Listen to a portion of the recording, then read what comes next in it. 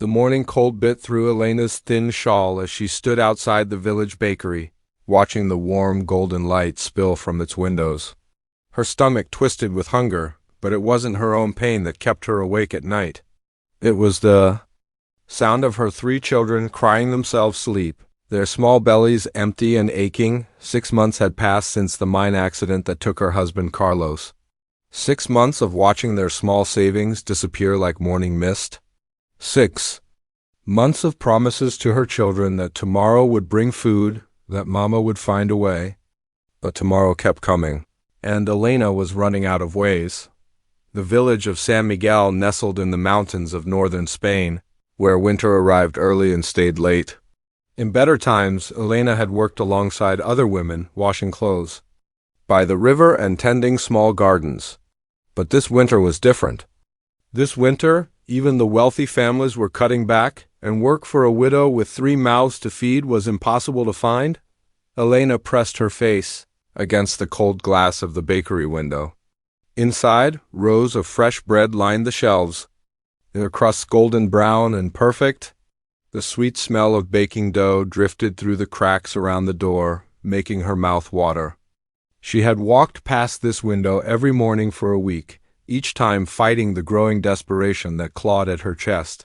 Her youngest, little Anna, was only 4 years old. Yesterday she had asked Elena why her tummy hurt all the time.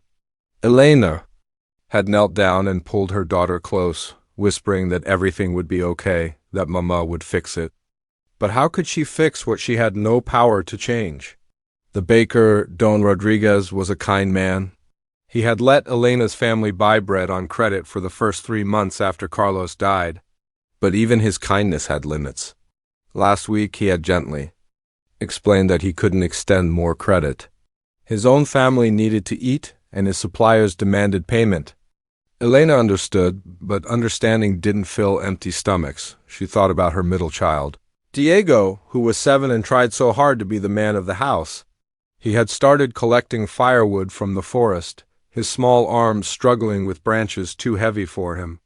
He never complained, never asked for food, but Elena saw how he gave his portion to his sisters when he thought she wasn't looking. Her oldest, Carmen, was 9 and sharp as a knife. She had stopped asking about when Papa was coming home and started asking harder questions. Mama, why don't we have food like the other families? Mama, why do people look at us like that? Elena had no answers that would satisfy a child's need to understand why the world seemed so unfair. The church had helped at first. Father Martinez had brought them a basket of food and some old clothes. But the church's resources were stretched thin, and there were other families in need. Elena was grateful for what they had received, but it wasn't enough to last more than a few days. She had tried everything she could think of. She had knocked on doors, begging for any kind of work. Washing, cleaning, mending clothes, anything to earn a few coins. But the mountain village was small, and everyone knew everyone else's business. They knew Carlos had left debts behind. They knew Elena had no family to help her. They knew she was desperate, and desperate people made others uncomfortable. The mayor's wife had offered her a job once, but the pay was so small it wouldn't have fed 1 child, let alone 3. And the work would have meant leaving her children alone from dawn to dusk. Elena had tried it for 2 days before little Anna fell sick from being left in the cold house. Some choices weren't really choices at all. Standing outside the bakery. Now, Elena watched Don Rodriguez arrange the morning's fresh loaves. He was a good man, she reminded herself. He had been patient with her, more patient than she had any right to expect. But patience didn't change the fact that her children had eaten nothing but thin soup made from potato peels for 3 days. The village square was still empty in the early morning light. Most people were just waking up, starting their fires, preparing for another day. Elena knew their routines because she had been watching, learning, planning something she had never imagined she would have to do. Her hands shook as she reached for the door handle. She had never stolen anything in her life. Carlos had raised her to be honest, to work hard, to earn everything they had. But Carlos was gone, and his principles wouldn't keep their children alive. The bell above the door chimed softly as she stepped inside. The warmth hit her like a wave. and for a moment, she almost forgot why she was there. The smell of fresh bread was overwhelming, making her dizzy with hunger and longing. Don Rodriguez looked up from behind the counter, his weathered face creasing into a sad smile. "Elena, my dear," he said softly, "I wish I could help you, but, I cannot give you more credit." Elena nodded, not trusting her voice. She wandered between the shelves, her eyes taking in the abundance around her. Loaves of bread, wheels of cheese, small cakes dusted with sugar. Enough food to feed her family for weeks, just sitting there, waiting for people who had coins to pay for it. "I understand," she finally managed to say. "I was just ... looking." Don Rodriguez watched her with kind but tired eyes. He had seen too much suffering this winter, had turned away too many hungry families. Elena could see the pain in his face, the weight of having to choose between his own family security and his neighbor's need. She moved toward the back of the shop, where the morning light was dimmer. Her heart pounded so hard she was sure Don Rodriguez could hear it. Everything inside her screamed that this was wrong, that there had to be another way. But as she thought of Ana's pale face and Diego's brave smile and Carmen's worried questions, she knew there was no other choice. Her hands closed around a single loaf of bread and a small wheel of cheese. Not enough to last more than a few days, but enough to stop her children's crying tonight. Enough to give her time to think of something else. Some other solution. The food felt heavy in her hands, heavier than it should have been. Every step toward the door felt like walking through deep mud. The little bell chimed again as she pushed outside, and she expected Don Rodriguez to shout, to call her back, to demand she return what she had taken, but there was only silence behind her as she hurried across the square toward her small house.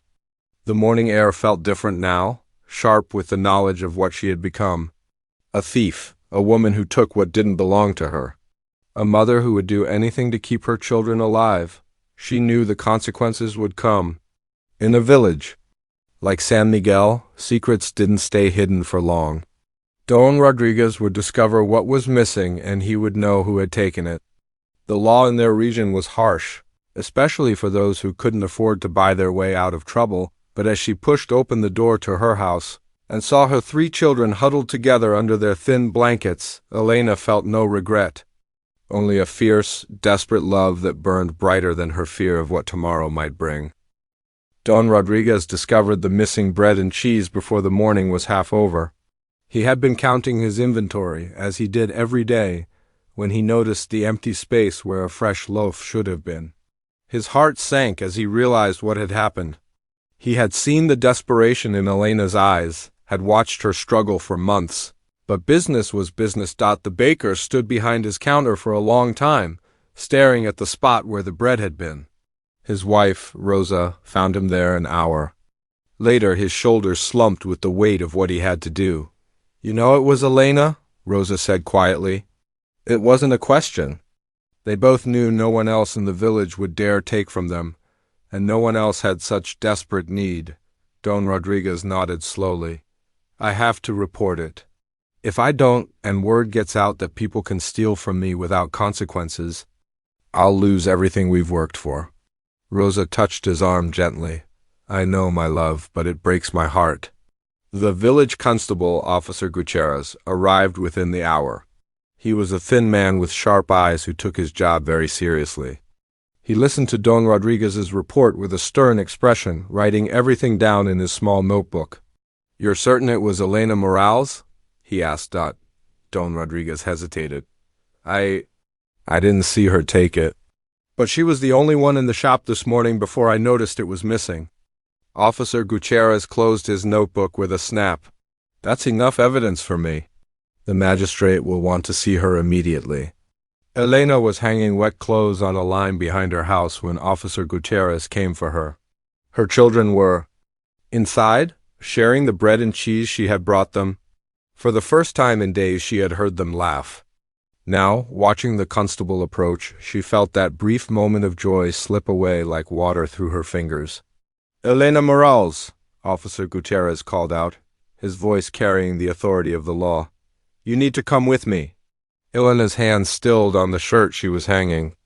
She had known this moment would come, but she hadn't expected it so soon. "My children," she said quietly. "I need to make arrangements for my children." "Bring them," the officer said. "Donna Carmen next door can watch them during the hearing." The walk to the village courthouse felt like the longest journey of Elena's life. Her 3 children walked beside her, Diego holding Carmen's hand while little Ana clung to Elena's skirt. The villagers they passed stopped their work to stare, some with pity, others with the cold judgment that came so easily to people who had never known true desperation. Donna Carmen, their elderly neighbor, met them at the courthouse steps. She was a kind woman who had helped Elena when she could, bringing soup when the children were sick and offering advice when Elena felt lost. "Don't worry about the little ones," Donna Carmen whispered, gathering the children close. "Everything will be fine." But Elena could see the worry in the old woman's eyes. Everyone in the village knew about Magistrate Don Felipe's reputation. He was known throughout the region for his harsh sentences and his belief that showing mercy only encouraged more crime. The courthouse was a small stone building that had stood in the center of San Miguel for over 100 years. Inside, the air was cold and smelled of old wood and fear. Elena took her seat on the wooden bench reserved for the accused, her hands folded in her lap to stop them from shaking. Magistrate Don Felipe entered the room like a storm cloud. He was a tall man with graying hair and eyes that seemed to see right through people. His black robes made him look even more intimidating as he took his seat behind the high wooden desk that served as his bench. "Elena Morales," he began, his voice echoing in the small room. "You stand accused of theft. How do you plead?" Elena stood on unsteady legs. "Guilty, Your Honor." A murmur ran through the small crowd that had gathered to watch the proceedings. Don Felipe raised his hand for silence. "Tell me what you stole and why." Elena's voice came out as barely a whisper. "A loaf of bread and a small wheel of cheese from Don Rodriguez's bakery. My children ... I haven't eaten in 3 days." "Speak up," Don Felipe commanded. "Let everyone hear what you have to say." Elena raised her voice, though it trembled with emotion. "My husband died in the mine accident 6 months ago. I have 3 children, and I couldn't find work. They were starving." Several people in the crowd shifted uncomfortably. Some of them had known Carlos, had worked alongside him in the mines. Others had children of their own and could imagine Elena's desperation. Father Martinez, the village priest, stood up from the back of the room. "Your Honor, if I may speak on behalf of Elena Morales."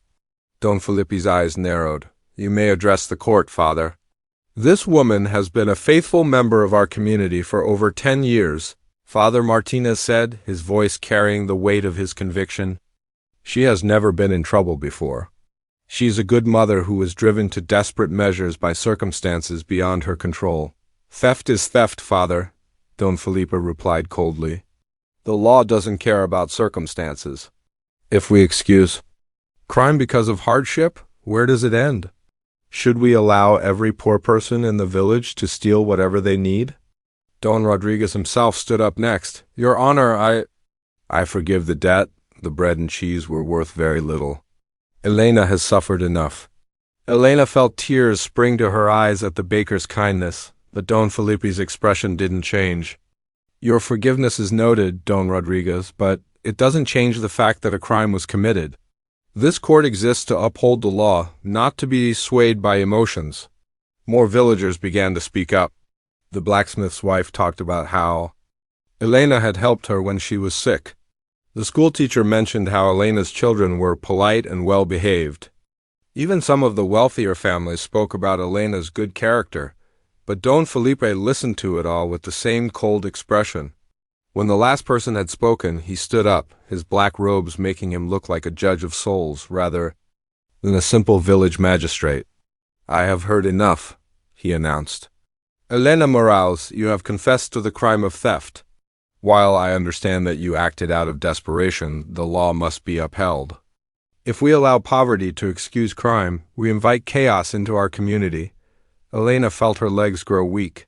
She had hoped for mercy, for understanding, but she could see none of it in the magistrate's cold eyes.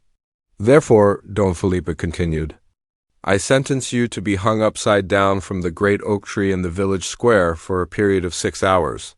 This punishment will serve as a reminder to all that theft, regardless of the circumstances, will not be tolerated in this village. The crowd gasped. Even in a region known for harsh justice, this punishment was extreme. Elena felt the room spin around her as the full weight of the sentence hit her. 6 hours hung upside down. The great oak tree in the village square, where everyone would see her shame. The blood rushing to her head, the rope cutting into her ankles. The humiliation of being displayed like a common criminal, but worse than her own suffering was the knowledge that her children would see it all. They would watch their mother being punished, would carry that image with them for the rest of their lives. Officer Gutierrez stepped forward to take Elena's arm. The sentence will be carried out tomorrow morning at dawn, he announced. As Elena was laid from the courthouse, she caught sight of her children through the window. They were standing with Donna Carmen, their faces pressed against the glass, not understanding what was happening but sensing that something terrible was about to occur. The village square was already buzzing with talk about the harsh sentence. Some people shook their heads in disapproval, whispering that Don Felipe had gone too far. Others nodded grimly, saying that the law was the law and had to be respected. Elena spent that night in the small jail cell behind the courthouse, staring at the ceiling and thinking about her children. Tomorrow, she would face a punishment that could seriously harm her, maybe even kill her. And then what would happen to Diego, Carmen, and little Elena? She had stolen a loaf of bread to save her children's lives. Now she might lose her own life as punishment. The cruel irony of it made her weep silent tears in the darkness, wondering if there was any justice left in the world. Dawn came too quickly for Elena. She had spent the night in the cold jail cell, listening to the wind howl through the mountains and thinking about her children. When Officer Gutierrez unlocked her cell door, she felt like she was walking toward her own grave. The village square was already filling with people despite the early hour. Word of Elena's harsh punishment had spread through San Miguel like wildfire. Some villagers had come to show support, others out of curiosity, and a few because they believed the law needed to be upheld no matter what. Elena's children stood with Donna Carmen near the fountain, their faces pale and frightened. Little Elena was crying softly, not understanding why her mama was being treated this way. Diego stood straight and tried to look brave, but Elena could see the fear in his young eyes. Carmen, her oldest, stared at the ground, her small fists clenched in anger at a world that seemed so unfair. The great oak tree stood in the center of the square like an ancient giant. Its massive trunk was wider than 3 men could wrap their arms around, and its branches stretched high into the gray morning sky. The tree had been there for centuries, watching over the village through wars, celebrations, and countless ordinary days. Today, it would witness something that would be remembered for generations. Magistrate Don Felipe arrived wearing his black robes and carrying the authority of the law. He looked neither happy nor sad about what was about to happen. To him, this was simply justice being served. He nodded to Officer Gutierrez, who began preparing the thick rope that would hold Elena.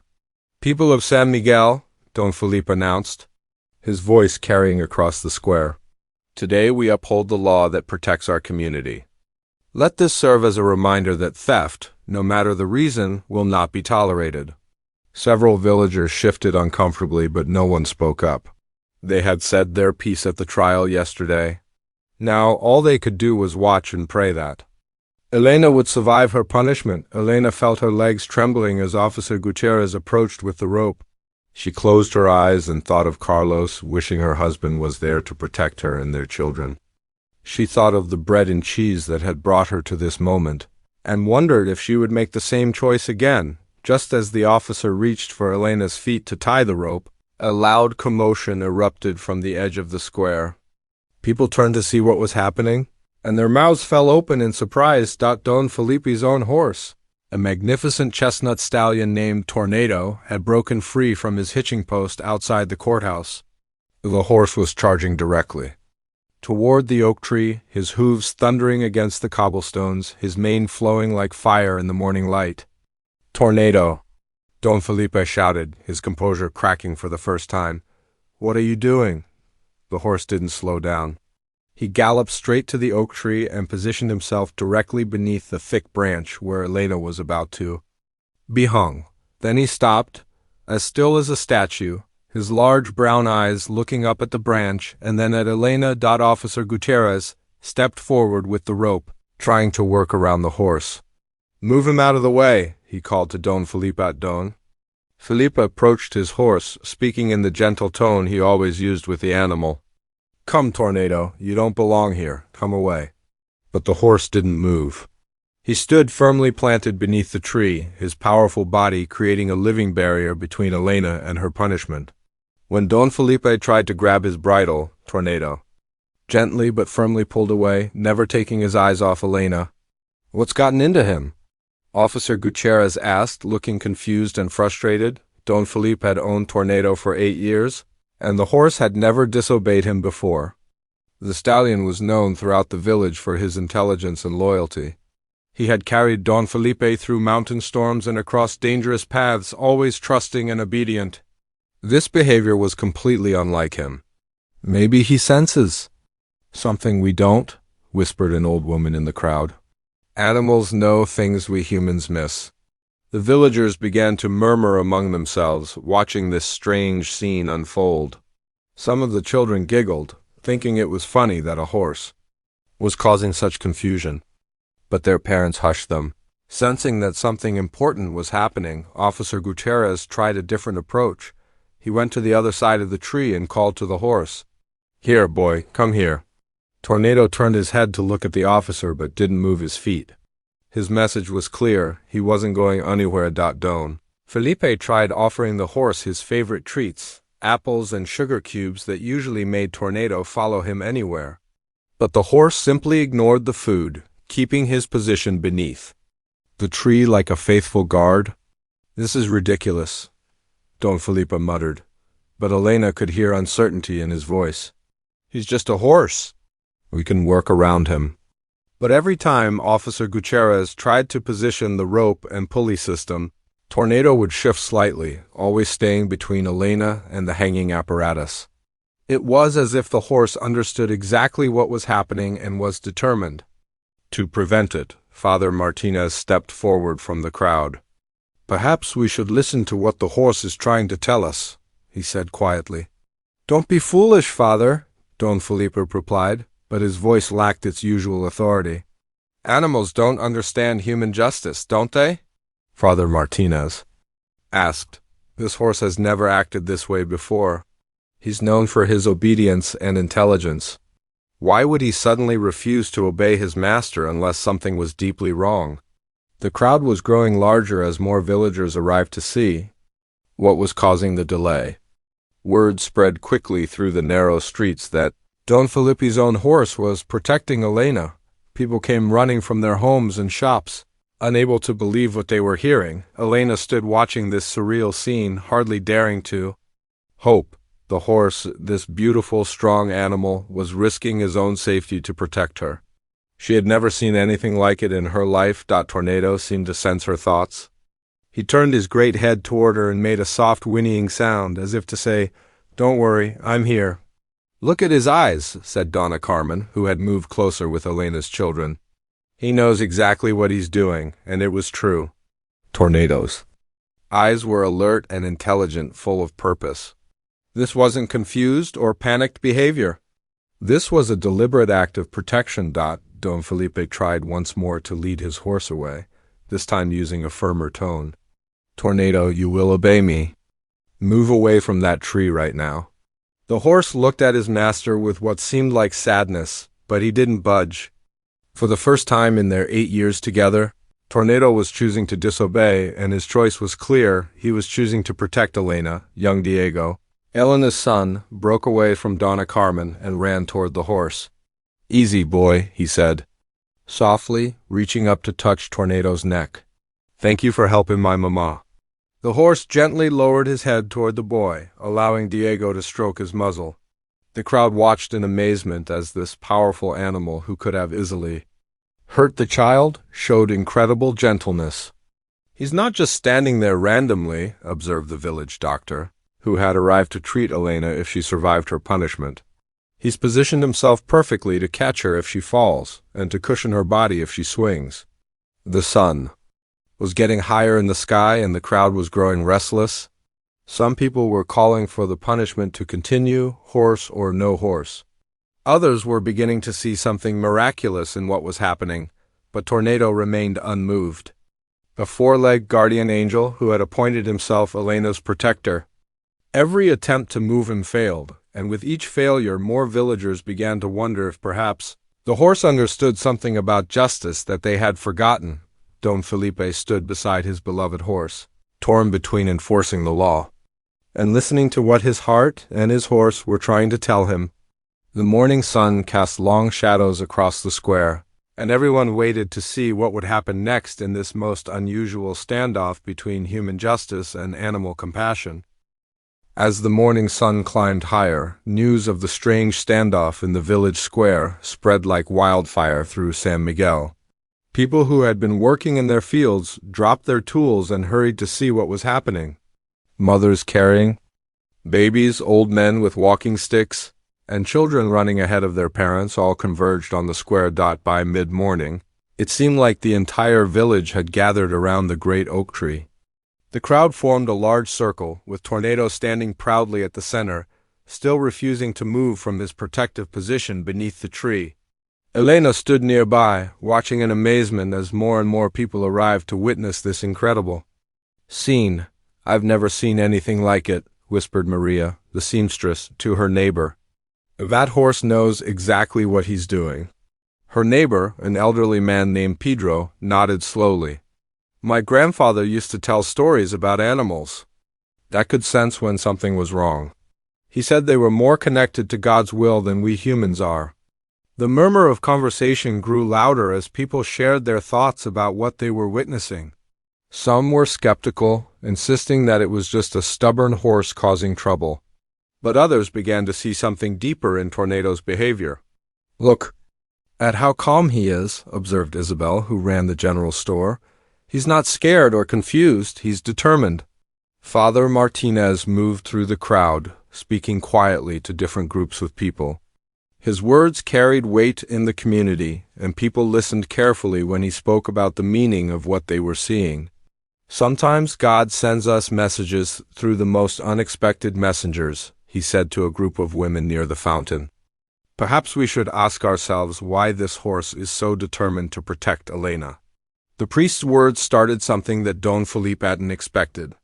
People began to really look at Elena, not as a criminal who had broken the law, but as a neighbor who had been driven to desperate measures. They started remembering who she was before tragedy struck her family.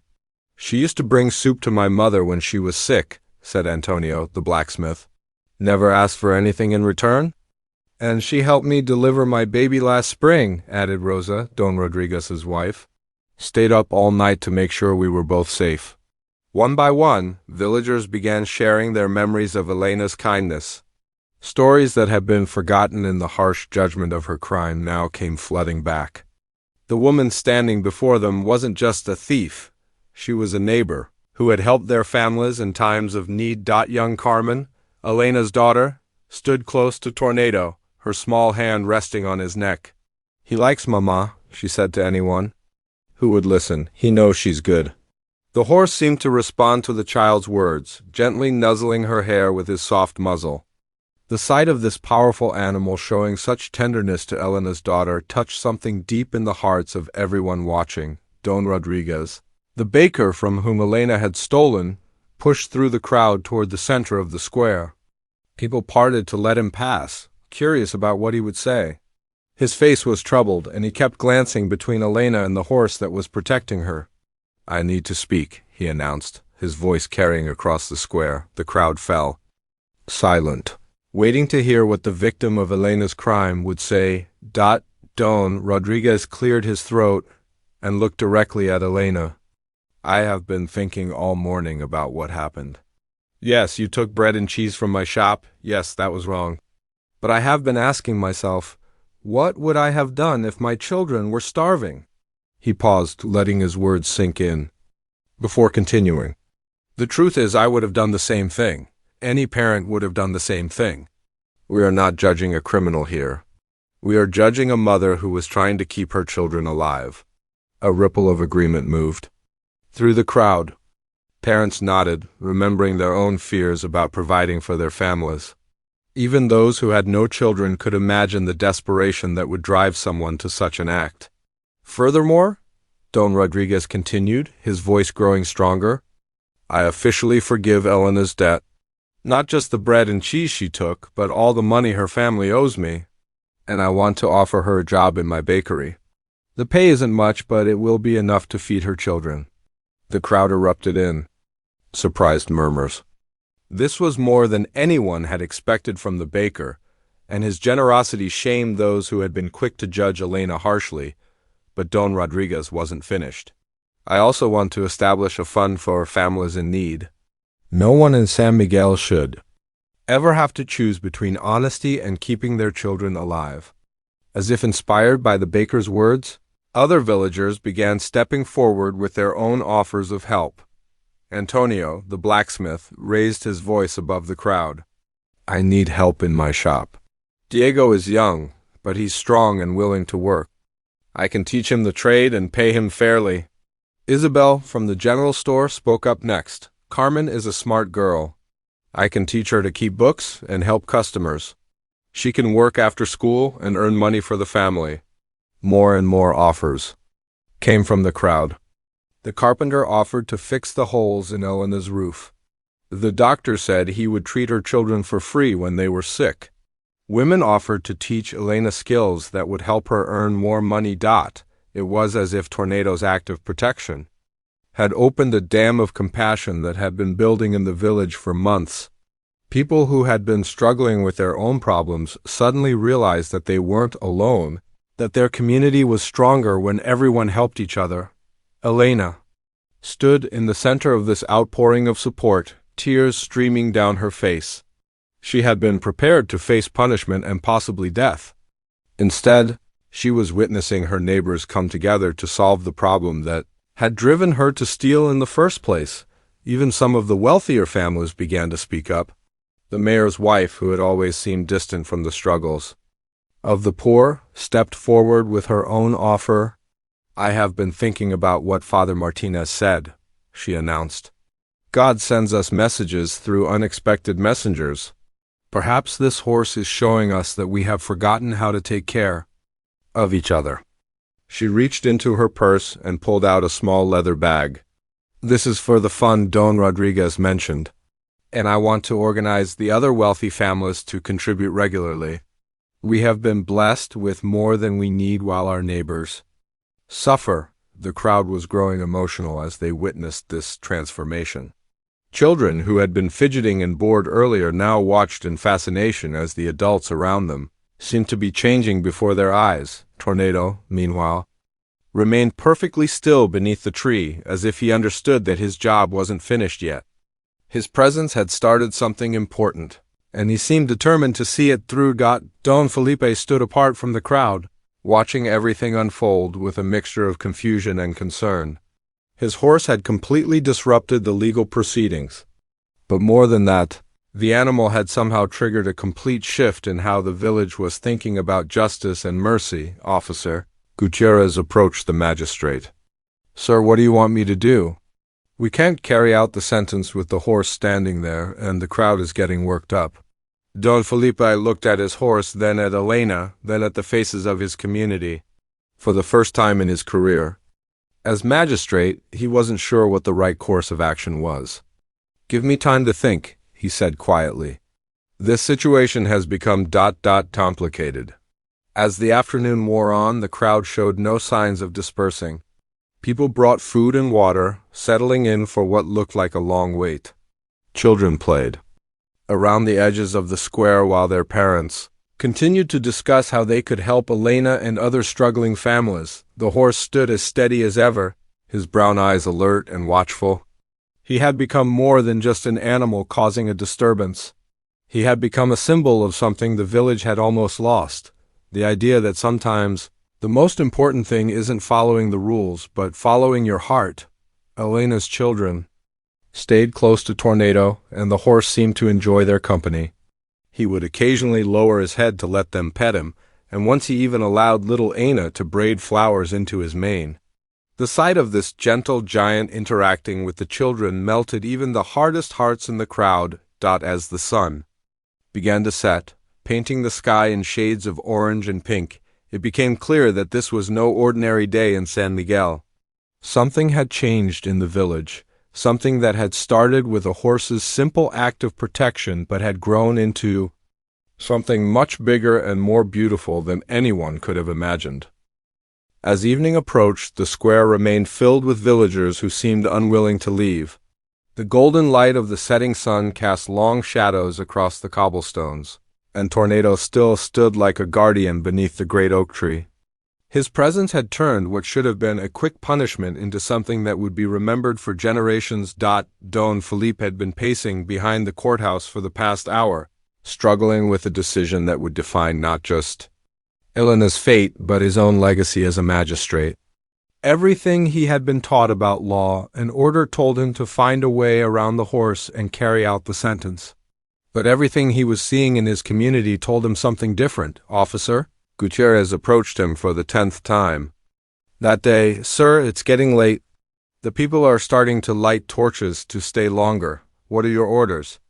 Don Felipe looked through the window at the crowd gathered around his horse. He had never seen the village so united, so passionate about anything. Even during festivals and celebrations, there had never been this kind of energy, this sense of shared purpose. "Tell me honestly, Gutierrez," Don Felipe said quietly. "In all your years as an officer, have you ever seen anything like this?" Gutierrez shook his head slowly. "Never, sir. And I've been thinking about what it means. That horse of yours, he's not just being stubborn. He's trying to tell us something important." Through the window, they could see Father Martinez organizing the villagers into groups. The priest was no longer just watching, he was actively helping coordinate the offers of help that had been pouring in all day. Don Rodriguez had brought ledger books from his bakery and was writing down every promise of assistance. Creating a formal system to help Elena and other struggling families, Elena herself sat on a wooden crate near the fountain, surrounded by her children and several neighbor women. For the first time in months, she didn't look desperate or afraid. The community's response to her situation had given her something she had lost when Carlos died: hope. Young Diego was telling anyone who would listen about how Tornado had protected his mother. "He's the bravest horse in the whole world," the boy declared, his chest puffed out with pride. He stood up to everyone to keep Mama safe. Little Elena had fallen asleep against Elena's shoulder, exhausted from the emotional day but comforted by the presence of so many caring neighbors. Carmen, Elena's oldest daughter, was helping Donna Carmen distribute food that various families had brought to share with the crowd. As Don Felipe watched all of this unfold, he began to understand what his horse had been trying to show him. This wasn't about one woman stealing bread. This was about a community that had forgotten how to take care of itself, how to support its most vulnerable members. The magistrate made his decision. He walked slowly across the square, his black robes rustling in the evening breeze. The crowd parted to let him pass, everyone falling silent as they waited to hear what he would say. Tornado watched him approach, his ears pricked forward but his stance still protective. Don Felipe stopped in front of his horse and looked into the animal's intelligent brown eyes. "You've been trying to teach me something all day, haven't you, old friend?" Tornado nickered softly, as if he understood every word. The magistrate turned to face the crowd, his voice carrying clearly in the still evening air. "People of San Miguel, I have been your magistrate for 15 years. In that time, I have prided myself on upholding the law without favor or prejudice. I have believed that justice meant following the rules exactly, no matter what." He paused, looking around at the faces of his neighbors, many of whom he had known since childhood. "But today, my horse has shown me that there is a difference between justice and mercy, and sometimes mercy is the higher law." A murmur of excitement rippled through the crowd, but Don Felipe raised his hand for silence. "Elena Morales, you confessed to stealing bread and cheese to feed your children. According to the law, you deserve punishment. But according to a higher law, the law of compassion that binds us together as a community, you deserve our help, not our condemnation. Elena felt tears streaming down her face as she understood what the magistrate was saying. Therefore, Don Felipe continued, his voice growing stronger, I am officially pardoning you of all charges. But more than that, I am establishing a new tradition in San Miguel. From this day forward, any family facing desperate circumstances will be able to appeal to the community for help before desperation drives them to break the law. The crowd erupted in cheers and applause. People hugged each other, laughed, and wiped away tears of joy. Children who didn't fully understand what was happening caught the excitement and began running around the square, shouting with glee. Don Felipe wasn't finished. Furthermore, I am donating my own money to start the community fund that Don Rodriguez suggested. And I'm creating a new position, a community advocate who will help families in need connect with resources and assistance. He looked directly at Elena. I would like to offer that position to you, Elena. Your experience with hardship will help you understand what others are going through, and your strength in facing adversity will inspire them. Elena could barely speak through her tears. I accept your honor, thank you. Tornado seemed to sense that his job was finally complete. He walked slowly over to Don Felipe and gently nuzzled his master's hand, as if to say he was ready to be a normal horse again. The magistrate stroked the animal's neck with genuine affection. You're wiser than all of us, aren't you? Don Felipe whispered to his horse. Father Martinez stepped forward to address the crowd. This has been a day of miracles, he announced. We have seen compassion triumph over rigid law, community triumph over individual hardship, and love triumph over fear. But most importantly, we have learned that sometimes God's messengers come on 4 legs instead of 2. The priest gestured toward the great oak tree. I propose that we mark this tree as a symbol of mercy and community support. Let it remind future generations that true justice includes compassion.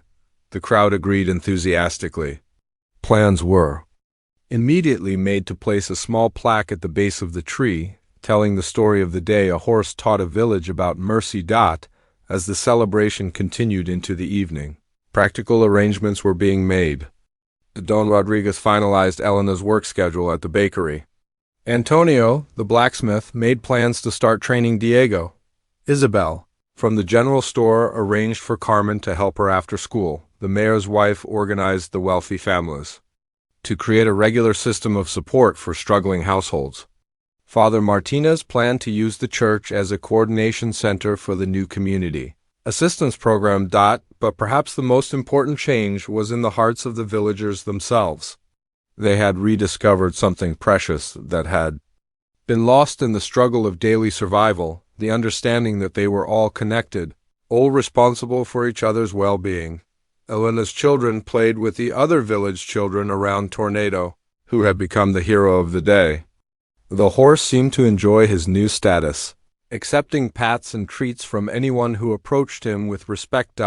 As the torches were lit and the evening celebration began, Don Felipe reflected on how much his perspective had changed in a single day. He had always thought that being a good magistrate meant enforcing the law without exception. Now he understood that being a good leader meant serving the true needs of his community.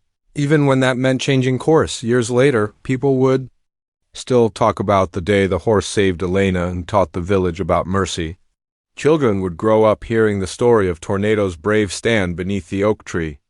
Travelers passing through San Miguel would see the plaque and learn about the community that chose compassion over punishment.